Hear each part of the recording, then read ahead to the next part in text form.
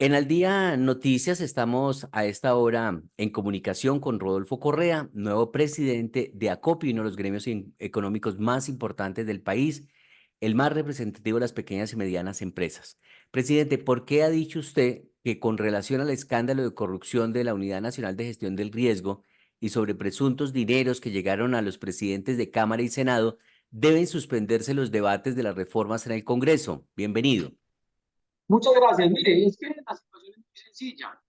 Resulta que estas reformas, específicamente las reformas a la salud, pensional y laboral, tienen profundas implicaciones económicas y financieras en las estructuras de las micro, pequeñas y medianas empresas.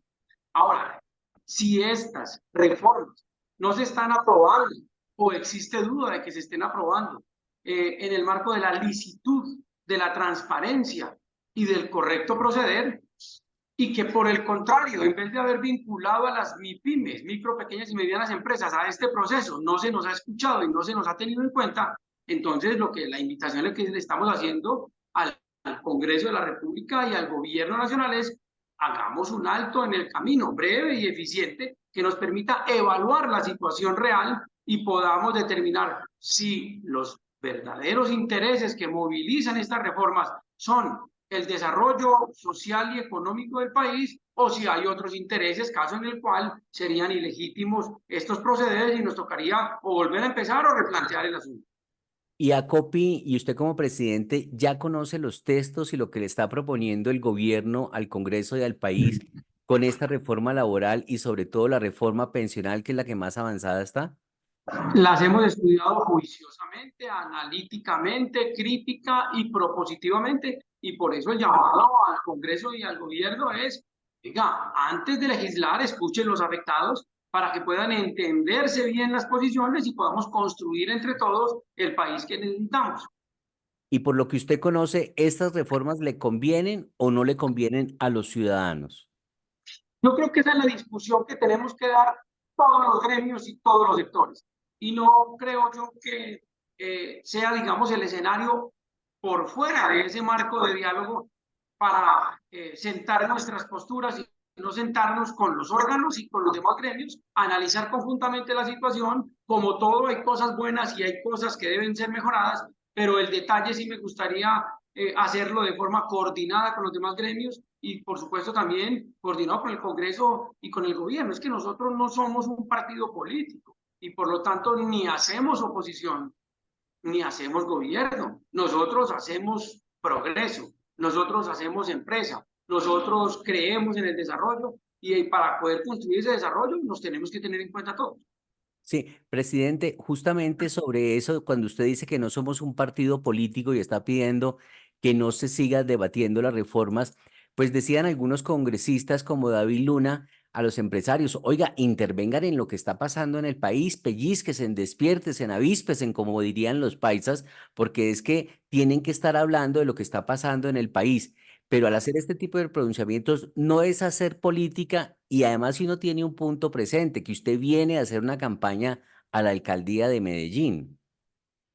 Mire, yo he estado en el sector público y en el sector privado durante muchos años.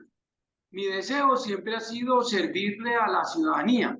De hecho, me he desempeñado también en el ámbito académico, es decir, el hecho de haber o no participado en un certamen electoral no implica que se pueda realizar este análisis crítico desprovisto de cualquier ideología y pensando ya no en una posición política partidista, sino en una posición de política económica. Mm. Todos los ciudadanos somos políticos, porque el carácter de ciudadano implica unas correspondencias con la organización civil. El asunto central de todo esto es que no hacemos ni oposición ni gobierno. Por lo tanto, nuestro análisis es racional, objetivo, reflexivo y siempre propositivo, pensando, repito, en que por fuera de cualquier análisis ideológico se analicen las condiciones económicas, prácticas y las consecuencias que como micro, pequeños y mediano empresario vamos a padecer.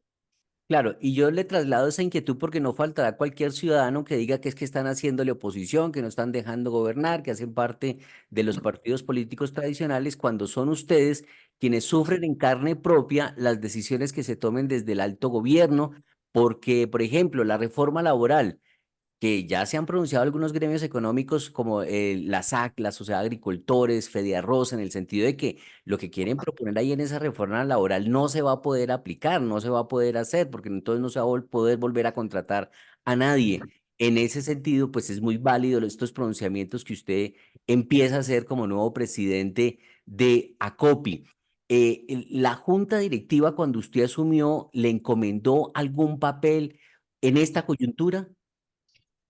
Me encomendó el papel de asumir el liderazgo del gremio del siglo XXI y me recomendó especialmente el deber de poner los intereses de los micro, pequeños y medianos empresarios en el radar de la opinión pública, en la actualidad de las discusiones nacionales y sobre todo se protejan estos intereses a lo largo de toda nuestra actividad gremial. Bueno, ¿cómo reciben, qué condiciones recibe el gremio? ¿Están en pérdidas? ¿Están cerrando las microempresas? ¿Nadie les quiere prestar? ¿Están endeudados? ¿Están despidiendo gente? ¿Cuál es el panorama que tiene Acopia en este momento? Mire, los micro, pequeños y medianos empresarios de este país viven rodeados de los ángeles del quiebra. Aquí en este país a las microempresas las quiebra la DIAN o los quiebran los chinos. Es decir, nosotros tenemos un régimen tributario muy duro, y es lógicamente de este gobierno, sino históricamente, porque las MIPYMES nunca han sido escuchadas en este país, a pesar de constituir el 99.7% del tejido empresarial, generar el 79% del empleo formal y aportar el 40% del Producto Interno Bruto. Entonces nosotros ante estas circunstancias, lo único que podemos decir es que la situación es realmente crítica.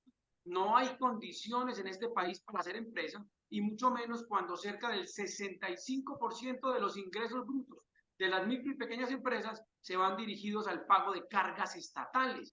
Eso hace técnicamente que cualquier empresa sea inviable en Colombia y que de milagro se pueda realizar empresa en este país. ¿Y cómo le está yendo a Colombia con este gobierno? ¿Se están acentuando esas problemáticas, esa crisis, o cree que va bien el país con Mire, este gobierno?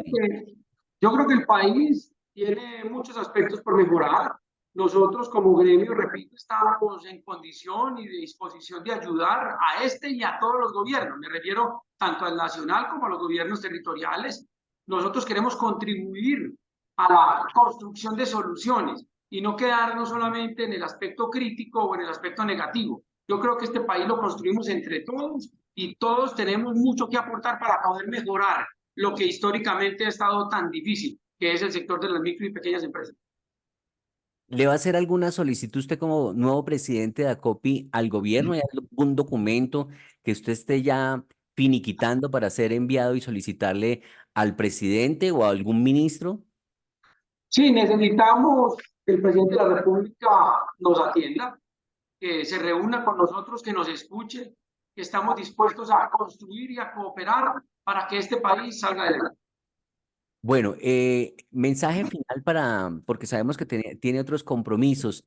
Mensaje final para los microempresarios que pueden estar en incertidumbre, en angustia, preocupados. ¿Cuál es su mensaje como nuevo presidente de ACOPI para la pequeña y mediana industria del país? Que con ACOPI ya no van a estar solos. ACOPI los va a acompañar en sus procesos, los va a acompañar en la generación de desarrollo empresarial integral, va a defender sus intereses y va a hacer que en Colombia vuelvan a importar los micro, pequeños y medianos empresarios. De 1 a 10, ¿con cuánto califica este gobierno de Gustavo Petro? Creo que hay que darle más tiempo para calificar. Estamos esperando a ver siquiera que empiecen el tema de consolidación de las reformas y que se empiecen a ver las transformaciones para poderle dar una calificación. Apenas llego al gremio y creo que si me pongo a dar calificaciones voy a comprometer la objetividad. Creo que estamos dispuestos a que este gobierno y todos los demás gobiernos tengan la mejor calificación posible en la historia.